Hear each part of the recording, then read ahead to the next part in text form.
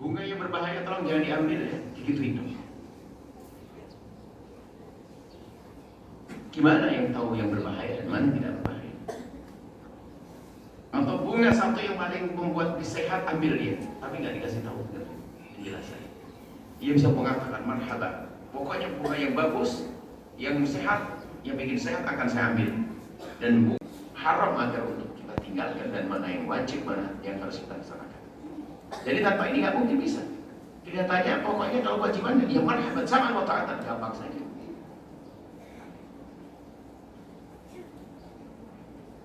Nah, dalam kehidupan kita sehari-hari juga, kalau Anda mendapatkan perintah dari siapapun, maka Anda jangan buru-buru melaksanakan kecuali Anda sudah paham betul perintahnya.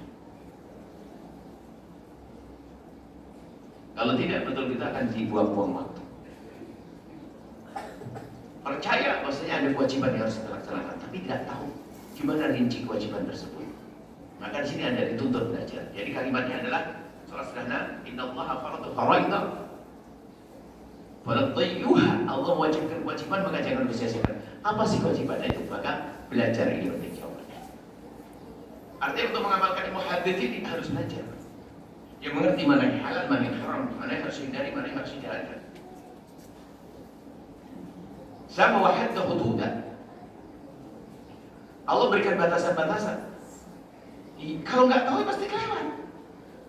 Batasnya nggak jelas atau tidak dijelaskan. Banyak ini ada pemerataan, ada macam-macam, ada pohon, ada tapi nggak dijelaskan. Akhirnya dia batas ke tempatnya orang lain. Sehingga lagi-lagi kita harus belajar ilmu halal haram. Dan tidak ada batas berhentinya, tua tetap saja, nggak ada. Makanya rajinlah menghadiri tempat-tempat yang menghantarkan kita untuk mengetahui mana yang halal dan mengetahui mana yang haram. Ini harus seperti itu, belajar. Itu penting. Kalau belajar nggak bisa, nggak mungkin bisa melaksanakan perintah, nggak mungkin bisa menjauhi larangan, karena nggak tahu mana yang diperintahkan, nggak mau mana yang dilarang. Baik, ini ada yang Allah larang, wahadda hududa, ada batasan-batasan, fala ta'taduha, jangan engkau melampauinya. Kalau sudah batasan dari Allah, sudah jangan. Dan batasan itu adalah keharaman-keharaman selama ini dilarang oleh Allah. Oh jangan. Sementara keharaman jangan dekat-dekat.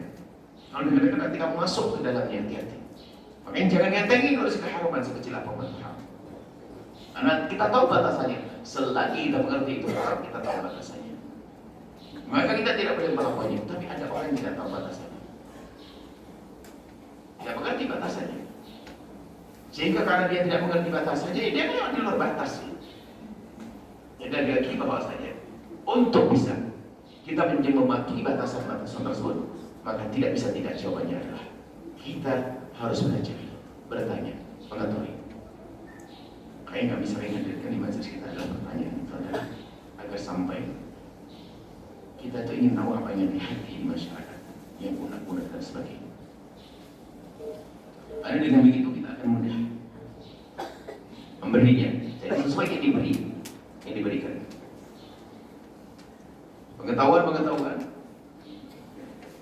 ilmu apapun ya. Ini penting sebetulnya. Pada dasarnya semua ilmu penting. Karena Pak, dengan ilmu itulah kita akan menjalani hidup dengan benar. Hidup ilmu dunia. Pola makan yang benar, pola ini semua perlu olahraga dan sebagainya, adalah ilmu dunia.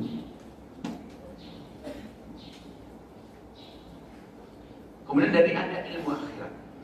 Nah, dengan ilmu ini kita tahu, biarpun ilmu dunia ada batasannya mana yang nggak boleh. Dan secara umum yang dilarang karena itu mengganggu, pasti mengganggu secara langsung terang-terangan atau tidak. Apapun yang dilarang, coba mencuri dilarang, pergi orang lain, apa ini? Bohong dan jual beli juga larangan. Baca tidak bohong. Ya.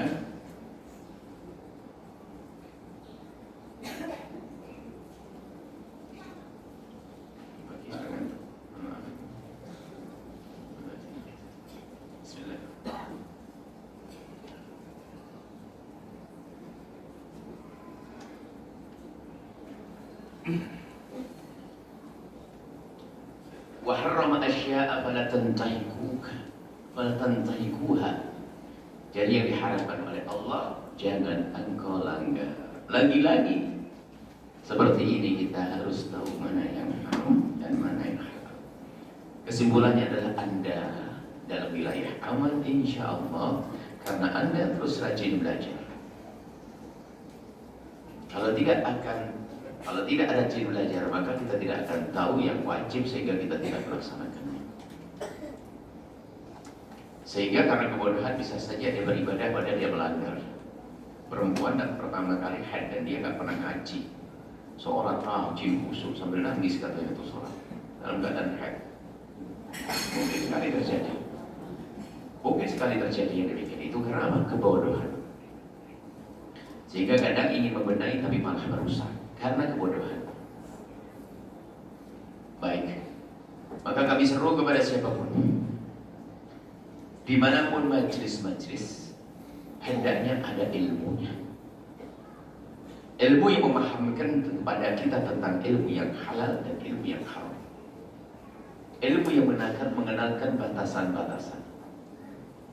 Artinya jangan hanya itu, misalnya karena Anda misalnya majelis sholawat, jangan setiap hari dibahas sholawat saja.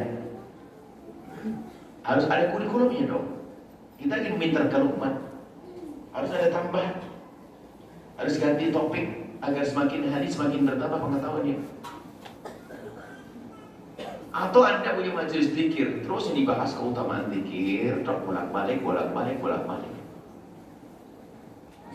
Zikir kan bagian daripada amalan yang panjang banyak di antara amalan-amalan yang diajarkan. Cuman ini ilmu itu wajib, harus. Sehingga baginda Nabi suatu ketika kan di masjid, ada melihat dua kelompok orang, yang satu berzikir, yang satu belajar. Nabi mengatakan ini baik semuanya, tapi aku lebih senang dengan tempat yang digunakan untuk belajar.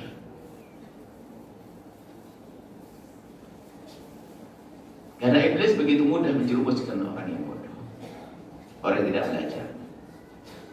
Tapi orang berilmu nggak bisa dijerumuskan, nggak akan mudah tertipu. Atau bahasa lain, yang tertipu adalah karena kebodohan. Ini pentingnya belajar. Maka kami himbau, majelis dimanapun harus ada ilmunya. Dan ilmu yang terpenting dalam hidup kita dua, ilmu akidah. Ilmu akidah yang membenahi keimanan kita yang sekali kita baca barusan, dan ilmu fikih yang bagaimana mengatur cara hidup kita dengan sesama, dan juga urusan kita dengan Allah Subhanahu wa Ta'ala. Maka yang dalam hidupnya tidak punya ilmu fikih, ilmu ini dia akan keluar karena nggak punya rambu-rambunya. Ibaratnya ilmu fikih sama ilmu akidah ini adalah dua patok, dua tembok, dua benteng kiri kanan, sehingga nggak akan bisa keluar. Karena kalau sudah fikihnya ditekuni, akidah ditekuni, maka dia aman. Nah, belajar akidah itu gampang sebenarnya, ini sedikit demi sedikit. Insya Allah sudah benar semuanya, insya Allah. Cuma memantapkan itu penting agar kita semakin yakin dengan apa yang kita yakini, kita amalkan, harus begitu. Baik, jadi untuk bisa tahu yang mana batasan-batasan Allah yang kita tidak boleh melampauinya, dan mana yang halal dan mana yang haram adalah dengan ilmu. Maka kami himbau diperbanyak majelis ilmu yang mengenalkan kepada Allah dan Rasulnya.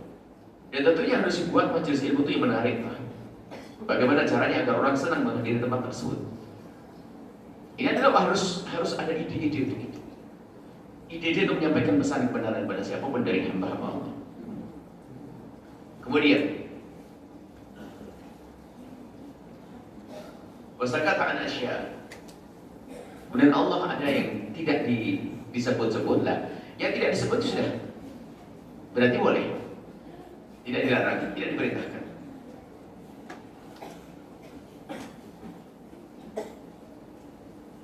Fala tabahathu anha, sudah jangan banyak dibahas. Jangan seperti orang Bani Israel dulu, sehingga Allah mengharamkan sesuatu yang semula halal karena ulah mereka.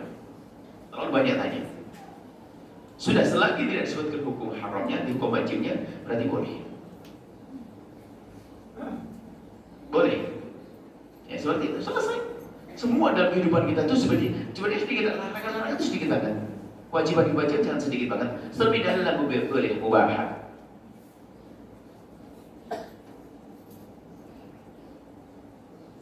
Ya gitu.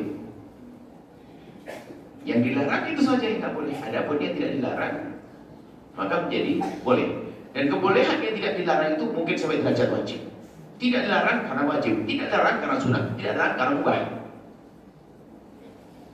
Nah, ini semua diketahui dengan ilmu di saat kita belajar. Sebab kalau tidak mengerti ilmu tidak benar, itu kadang-kadang kita wajib kepada orang sesuatu yang tidak wajib. Pengen benar tapi gigsa. Atau sering kita sebut dengan istilah fikih salah paham. Ini kan problem Ustaz. Ngajinya ngantuk-ngantuk, akhirnya fikihnya salah paham, nyiksa orang. Bukan benar orang, tapi nyiksa orang. Jadi ada sedikit salah paham yang selama ini terjadi di masyarakat. Ya karena belajarnya kurang, tapi berfatwa seolah-olah kebenaran hanya itu, sehingga beragama itu jadi berat untuk sebagian kaum muslimin. Karena apa? Yang disampaikan adalah tidak sesuai. Tidak sesuai. Karena suatu ketika ya, ada kejadian seorang ibu ditinggal suaminya meninggal dunia. Karena kami sangat kenal, karena hampir kayak orang tua lah, sepuh. Nggak ada istrinya di mana. Saya tanya pada anak ada di kamar, kenapa ada keluar? Kata Ustaz, nggak boleh keluar kamar. Oh ini, aco ini Ustaz, mana ini pun nama? Untuk tidak sebut namanya, kalau sebut namanya pada enak hati kita ini. Ustaz siapa itu? Yang nggak boleh keluar rumah dalam masa iddah itu. Kalau keluar kamar boleh, panggil. Setelah dipanggil keluar, katanya Pak, ya Allah, stres saya di kamar, lihat jas suami saya mendatangkan saya. Gak boleh keluar sama Ustaz, stres. Ya memang gak begitu syariatnya. Ya gak boleh keluar rumah. Kalau mati di rumah saya, dia boleh ketemu dengan sanak kerabat dan saudara. Namanya takziah untuk menghibur tetangga, kerabat datang menghibur agar dia tidak terlalu berlarut dalam pergaulan. Ini fikih salah paham, ini kan nyiksa. Jadi bukan batasan, jadikan batasan. Ini kejadian ini, Masya Allah, luar biasa. Ya nggak boleh adalah keluar rumah. Ketemu laki-laki boleh, misalnya itu saudaranya biasa. Yang penting tidak berduaan, ngobrol, bercerita sah-sah aja. Nah ini hal-hal yang sebenarnya sebuah contoh saja, di masyarakat lebih banyak dari itu.